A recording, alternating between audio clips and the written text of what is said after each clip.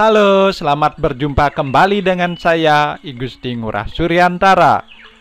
Pada materi kedua kali ini, saya akan membahas tentang desain sistem berorientasi proses. Materi kedua ini merupakan lanjutan dari materi yang pertama, yaitu pengantar, Object-Oriented Analysis dan Design. Sebelum membahas secara utuh konsep Object-Oriented Analysis dan Design, maka kita pelajari dulu perkembangan daripada alat bantu desain sistem. Pada materi pertama membahas tentang berorientasi keluaran atau output. Pada materi kedua berorientasi proses. Pada materi berikutnya nanti akan membahas berorientasi pada data. Setelah itu baru kita akan membahas secara utuh konsep analisis dan desain berorientasi objek. Sebelum saya lanjut pada pembahasan, marilah kita belajar bersama, berkarya bersama dengan penuh semangat. Semoga tidak ada salah paham di antara kita.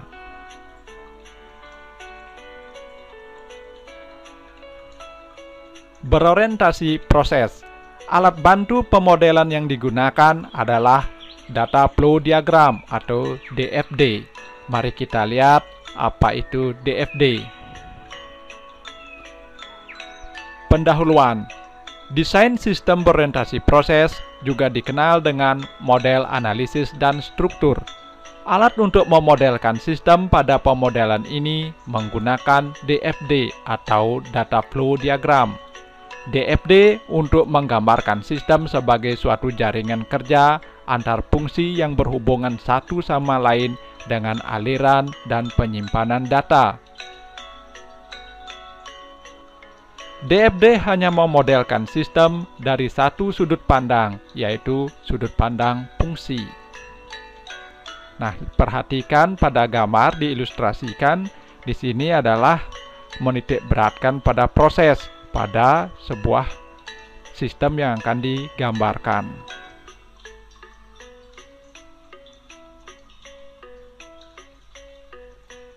Data flow diagram.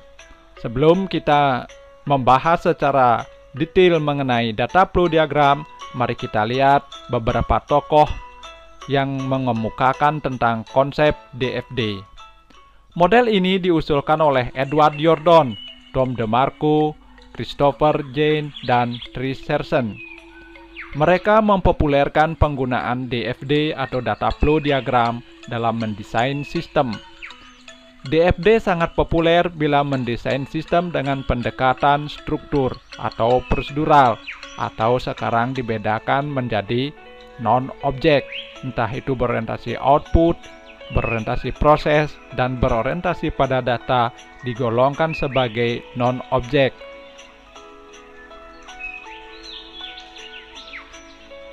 Edward Yourdon. Berikut sekilas tentang Edward Yourdon. Yourdon lahir pada tanggal 30 April 1944. Dia adalah penulis, dosen, konsultan perangkat lunak atau software engineer, konsultan komputer. Pada era tahun 1970-an, dia dikenal sebagai salah satu pengembang utama dari analisis terstruktur.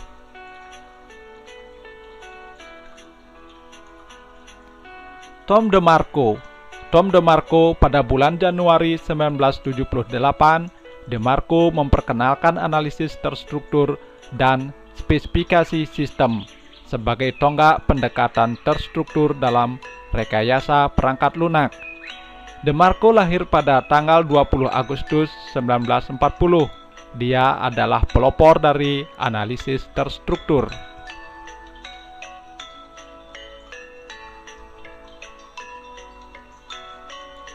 Christopher Jane. Christopher Jane lahir pada tahun 1938 di Inggris. Dia memperoleh gelar master di bidang fisika di Universitas Cambridge dan bekerja di IBM di London. Pada tahun 1973, dia pergi ke Amerika Serikat.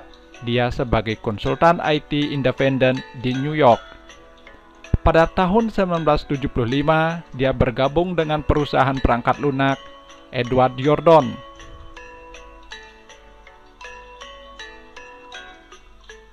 Serson. Serson lahir pada tahun 1946, adalah seorang ilmuwan di bidang komputer berkebangsaan Inggris. Serson merupakan konsultan di bidang teknologi sistem informasi dan juga seorang penulis.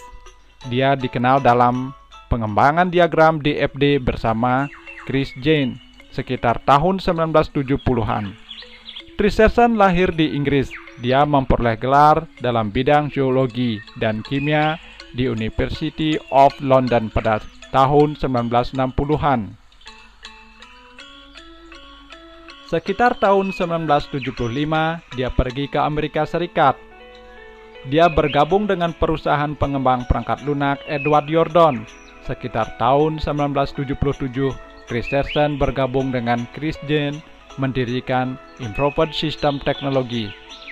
Sekitar tahun 1977, Serson dan Chris Jane mempublikasikan karya mereka di bidang analisis terstruktur menggunakan diagram DFD.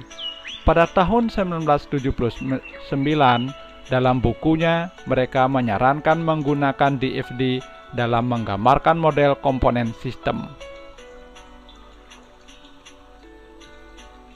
Nah, itu beberapa tokoh yang mempopulerkan tentang DFD.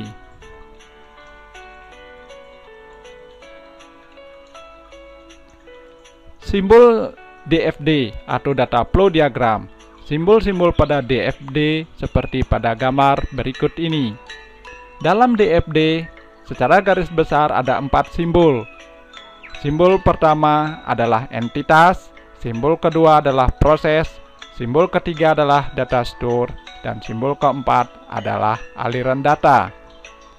Entitas adalah dalam hal ini dapat berupa orang, unit yang terkait, atau berinteraksi dengan sistem namun di luar sistem. Proses, unit yang mempergunakan atau melakukan transformasi data. Komponen fisik tidak diidentifikasikan. Data store, penyimpanan data atau tempat data di-reverb oleh proses.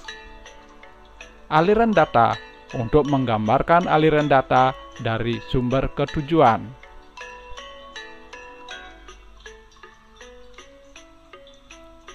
Aturan membuat DFD. Ketika merancang DFD harus berhati-hati supaya DFD tidak terlalu sederhana, salah, dan tidak konsisten. Panduan merancang DFD.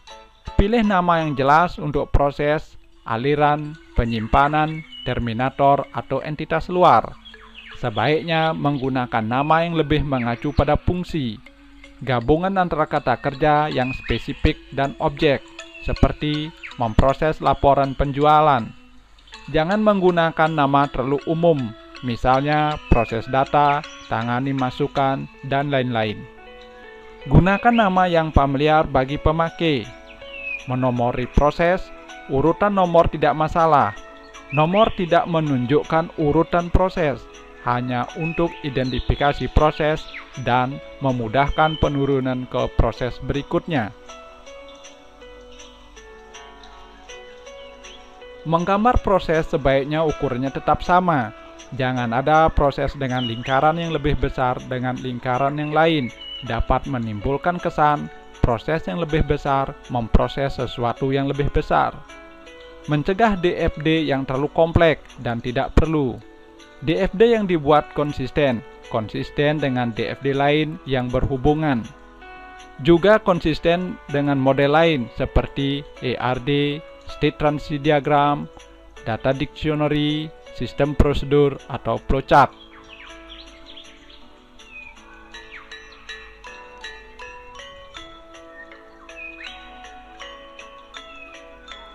Mendesain DFD. Mendesain sistem dengan DFD, langkah pertama adalah mendesain diagram konteks. Selanjutnya, menurunkan diagram konteks menjadi diagram level ke N. N di sini adalah menggambarkan level dan proses di setiap lingkaran. Sistem yang digambarkan dalam diagram konteks disimbolkan dengan lingkaran. dan berhubung dengan entitas luar. Pada diagram konteks hanya ada satu lingkaran, menggambarkan keseluruhan proses yang ada pada sistem. Jangan memberi nomor pada diagram konteks, beri nama lingkaran sesuai dengan fungsi sistem dan gambaran arus data dari dan ke entitas luar. Nah, bila menggunakan simbol Jordan, maka prosesnya adalah lingkaran.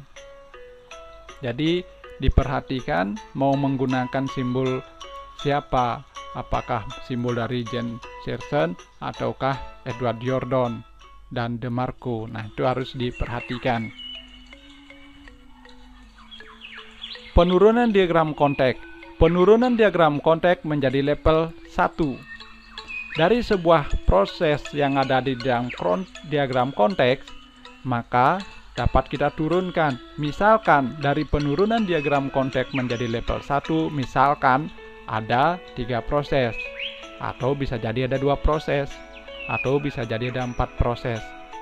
Nah, pada diagram level 1, data store sudah boleh muncul. Pada diagram konteks, data store belum muncul.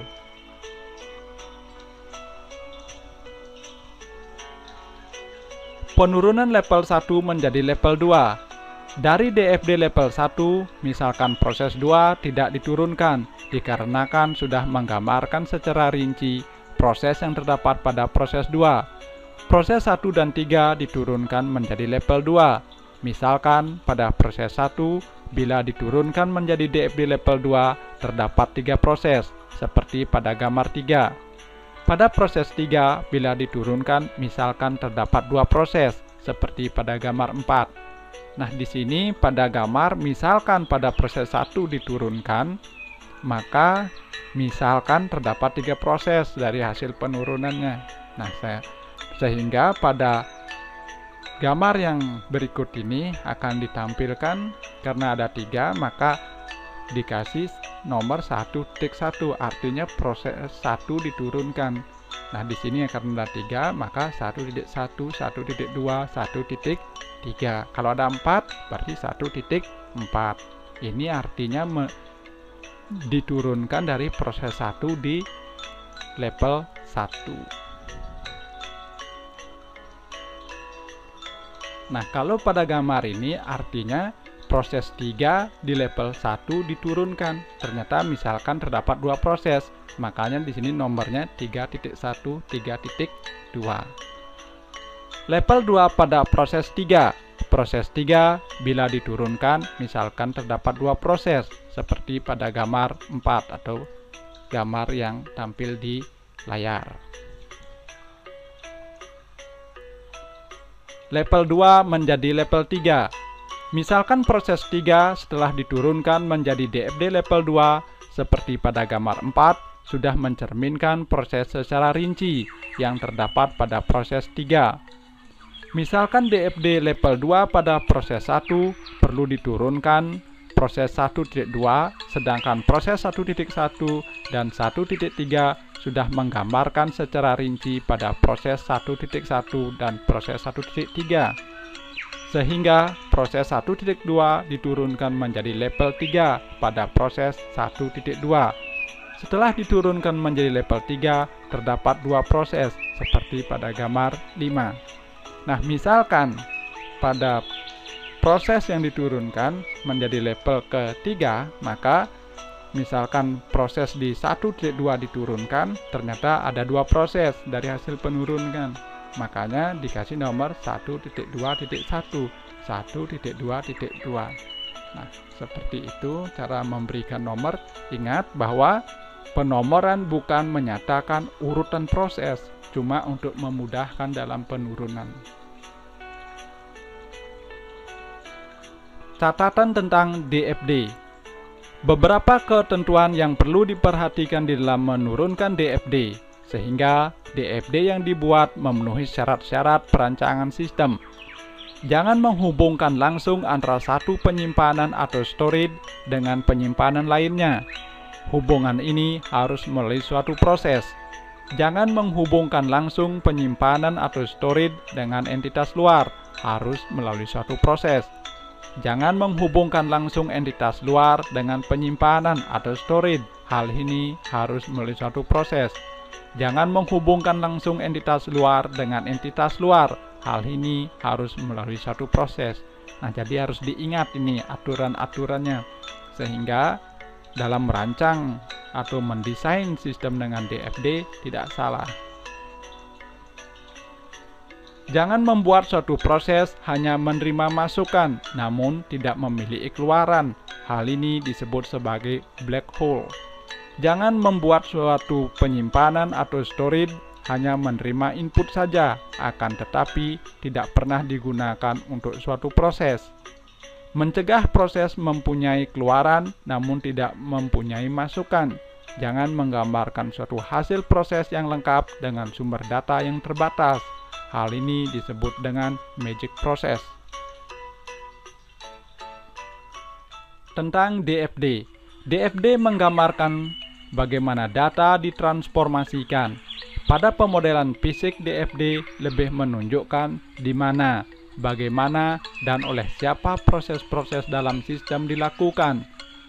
Dan DFD pada tataran logis lebih menunjukkan proses-proses dan aliran data dari data keluar dari proses tersebut.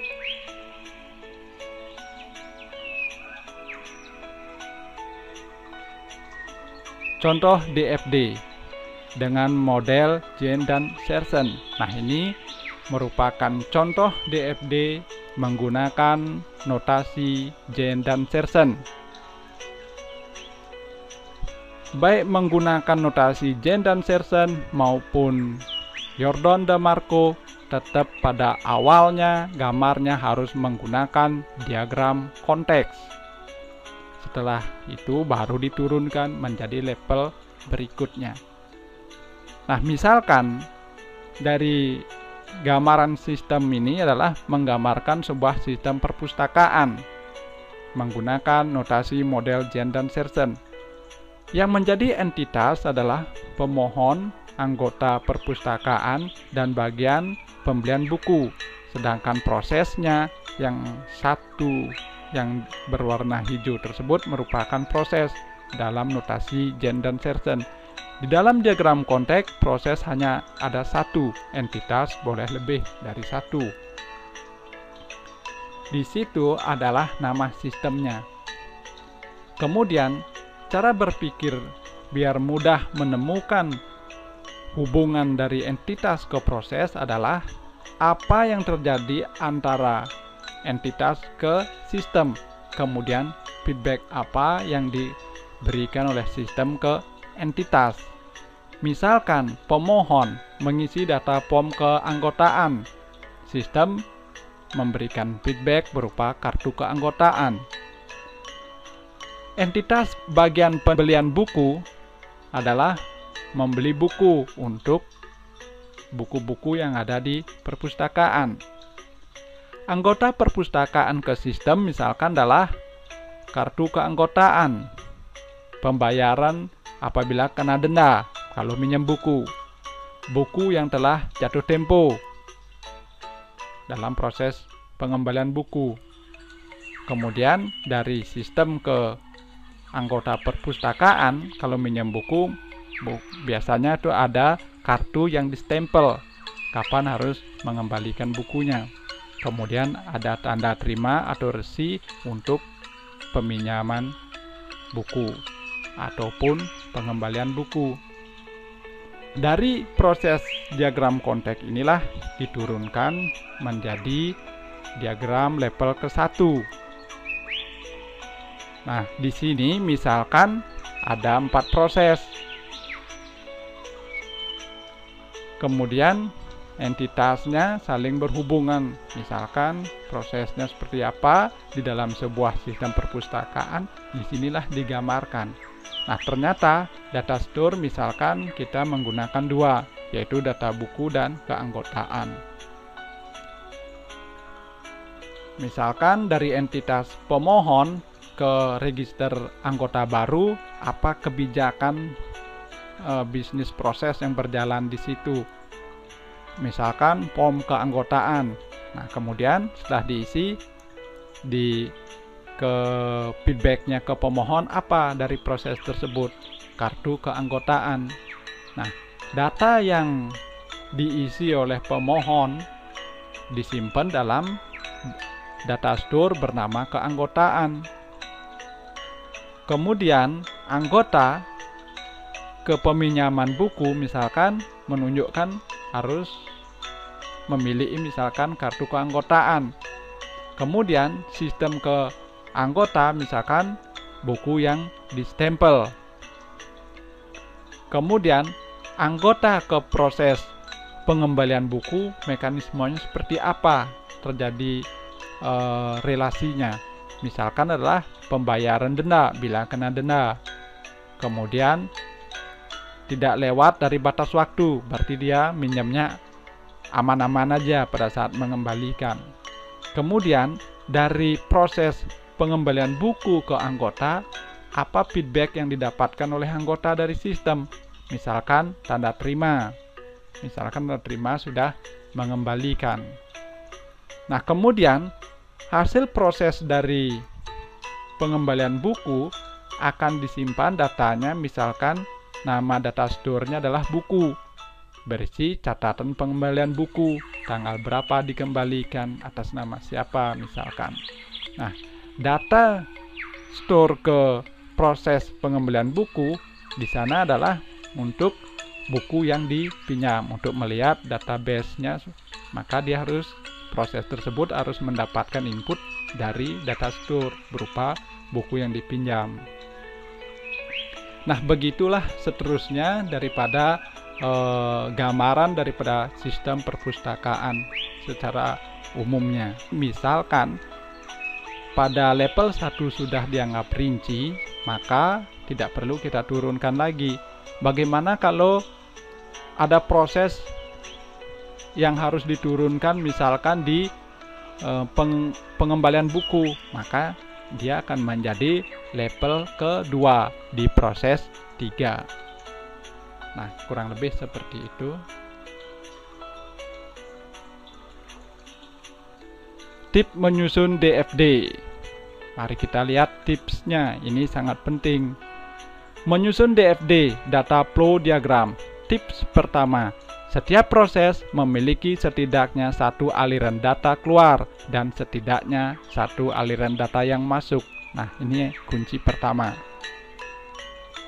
Jadi harus ada minimal satu data masuk dan satu data keluarannya. Seperti apa? Ya, jadi jangan tidak ada masukannya tapi tidak ada keluarannya. Nah, itu salah. Harus diperhatikan baik-baik.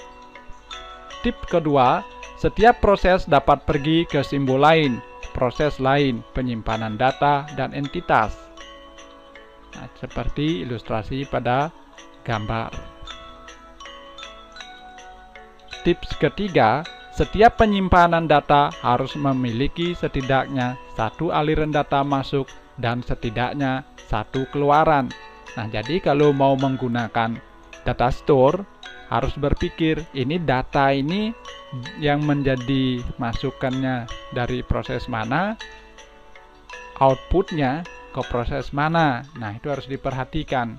Jangan cuma menerima input saja tapi tidak pernah digunakan. Tidak benar. Atau tiba-tiba dia bisa menjadi output, inputnya tidak pernah ada. Nah, ini salah. Makanya tips 3 ini harus dipahami. Tip keempat, entitas harus terhubung ke proses oleh aliran data. Nah, jadi jangan menghubungkan entitas dengan entitas, itu salah. Atau entitas dengan data, itu salah. Entitas dan data harus terhubung melalui proses. Tip kelima, aliran data tidak dapat saling bersilangan. Nah, jangan membuat persilangan dalam aliran data. Nah, kalau ada persilangan, sebaiknya diatur lagi dengan saksama sehingga tidak ada persilangan. Jadi proses alirannya tidak ada yang bersilangan. Tip 6, penyimpanan data tidak dapat dihubungkan ke entitas eksternal. Kalau tidak, itu berarti Anda mengizinkan entitas eksternal mengakses file data Anda dan menyimpannya. Tips ketujuh, label proses dapat berupa frasa kata kerja. Menyimpan data ditampilkan oleh kata benda. Tips ke-8, aliran data tidak dapat berjalan antara dua entitas eksternal tanpa melalui proses.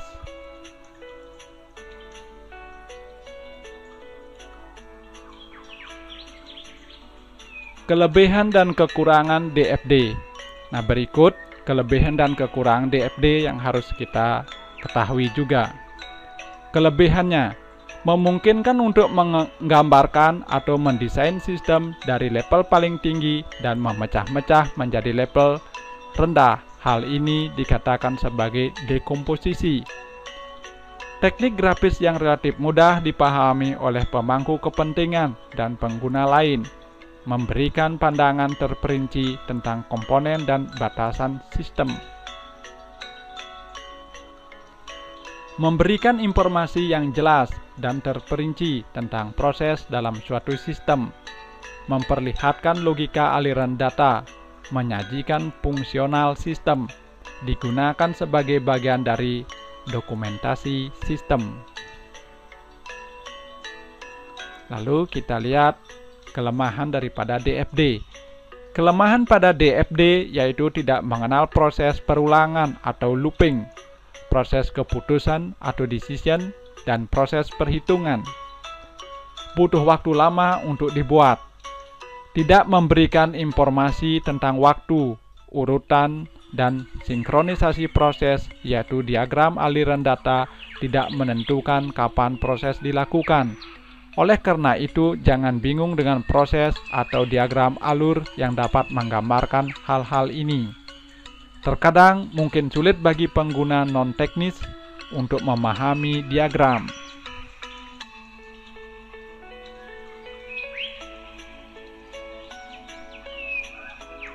Mari kita lihat sebuah studi kasus DFD. Langkah pertama, membuat diagram konteks. Berikutnya, tentukan prosesnya, kemudian buat daftar semua entitas eksternal. Kemudian, buat daftar aliran data, kemudian gambarkan diagram. Nah, ini tips yang sangat penting. Pertama, buat diagram konteks, kemudian tentukan prosesnya seperti apa, buat daftar semua entitas eksternalnya, yang mana saja entitas-entitas yang terhubung. Kemudian buat daftar aliran data. Jadi dari entitas ke proses tersebut apa hubungannya ya, atau alirannya seperti apa. Kemudian gambar diagramnya. Ini harus dipahami dengan baik. Nah, sebuah contoh, misalkan sistem pemesanan pakaian. Entitasnya misalkan ada 4 di sini. Ada pelanggan, toko pemasok, toko pakaian, dan manajer penjualan. Dari pelanggan ke sistem pemesanan pakaian seperti apa misalkan alirannya? Misalkan ada pesanan pelanggan ke sistem. Sistem mengasih feedback berupa resi. Kemudian entitas toko pemasok ke sistem misalkan adalah memesan pakaian. Kemudian ada resinya. Kemudian toko pakaian memesan pakaian. Kemudian laporan manajemen. Nah, mari kita lihat. Langkah pertama, tentukan prosesnya. Karena ini adalah diagram konteks, prosesnya hanya satu. Dalam kasus ini adalah sistem pemesanan pakaian. Proses berupa lingkaran. Karena di sini menggunakan notasi dari Jordan dan DeMarco. Jadi biar diketahui menggunakan Jane Serson seperti apa simbolnya, kemudian Jordan DeMarco seperti apa. Karena di sini menggunakan model Jordan, maka lingkaran adalah menyatakan proses. Langkah kedua, buat daftar semua entitas eksternal. Dalam contoh kita, entitas eksternal adalah customer, toko pakaian, supplier pakaian, dan sales manager. Semua ini adalah entitas yang terlibat dengan sistem. Juga sekarang kita dapat menggambar kotak untuk masing-masing entitas. Langkah ketiga, buat daftar arus data. Di antara proses dan entitas eksternal, ada aliran data yang menunjukkan deskripsi singkat tentang jenis informasi yang dipertukarkan antara entitas dan sistem. Dalam contoh, daftar aliran dan meliputi pesanan pelanggan, tanda terima, pesanan pakaian, tanda terima, pesanan pakaian, dan laporan manajemen. Sekarang, hubungkan persegi panjang dengan panah yang menandakan aliran data. Jika data mengalir dua arah antara dua persegi panjang, buat dua panah individual. Seperti pada diagram konteks, DFD hanya berisi satu proses dan tidak menggambarkan penyimpanan data apapun. Ini adalah perbedaan utama dengan DFD level 1. Level 1, DFD memecah proses utama menjadi subproses yang kemudian dapat dilihat pada level lebih dalam. Selain itu, level 1 DFD berisi penyimpanan data yang digunakan oleh proses utama. Langkah-langkah untuk membuat DFD level 1. Langkah pertama, tentukan proses utama dan subproses. Langkah kedua, buat daftar semua entitas eksternal, semua orang dan sistem. Langkah ketiga, buat daftar penyimpanan data. Langkah keempat, buat daftar aliran data. Langkah kelima, gambarkan diagram. Berikut adalah contoh aliran data level 1 dekomposisi sistem pemesanan pakaian yang diilustrasikan dalam DFD level 1. Langkah 1, tentukan prosesnya. 3 proses tersebut adalah pakaian pesanan, laporan yang dihasilkan, dan persediaan pesanan. Langkah kedua, buat daftar semua entitas eksternal. Entitas eksternal adalah pelanggan, toko pakaian, manajer penjualan, dan pemasok. Langkah ketiga, buat daftar penyimpanan data. Ini adalah pesanan dan inventaris atau stok. Langkah keempat, buat daftar aliran data. Aliran data adalah pesanan, tagihan, pesanan, perincian inventaris, laporan, pesanan persediaan, perincian inventaris. Nah, seperti ini jadinya gambarnya. Jadi ada 3 proses. Kemudian setelah kita data semua alirannya dan data store-nya apa saja, baru kita membuat hubungannya atau alirannya. Misalkan dari pelanggan ke proses memesan pakaian, seperti apa alirannya. Kemudian ke entitas toko pakaian, seperti apa alirannya. Nah, kemudian ke data store dari proses memesan pakaian, seperti apa. Nah, kurang lebih seperti itu gambarnya. Harus diperhatikan setiap aturan-aturan penurunan atau membuat diagram konteks, sehingga dalam mendesain sistem dengan DFD tidak salah. Saya ucapkan terima kasih.